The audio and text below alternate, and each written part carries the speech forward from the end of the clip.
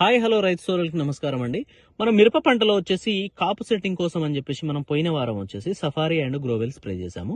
ఇది స్ప్రే చేస్తే పై ముడత కింది ముడత దాంతో పాటు మంచి గ్రోతింగ్ ఎక్సలెంట్ ఫ్లవరింగ్ వస్తుందని చెప్పేసి చెప్పాము.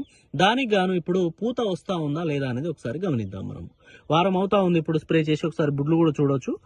సో ఒక్కసారి చూడండి పూత ఎంత బ్రహ్మాండంగా వస్తా ఉందనేది. మనం పోయిన వారం స్ప్రే చేసాము, దానికి గాను పూత ఎక్సలెంట్ గా స్టార్ట్ అయిపోయింది. సో వస్తున్న పూత కాస్త పిందెలుగా కూడా మారిపోతా ఉంది. చూడండి ఒకసారి, చాలా బ్రహ్మాండమైన పూత. సో మల్లెపూల తోట వల్లే వస్తూ ఉంది. మీరు గమనించినట్లయితే ఎక్కడ చూసినా కూడా ఒక మల్లెపూల తోట ఎలా ఉంటుందో అలా పూత వచ్చింది.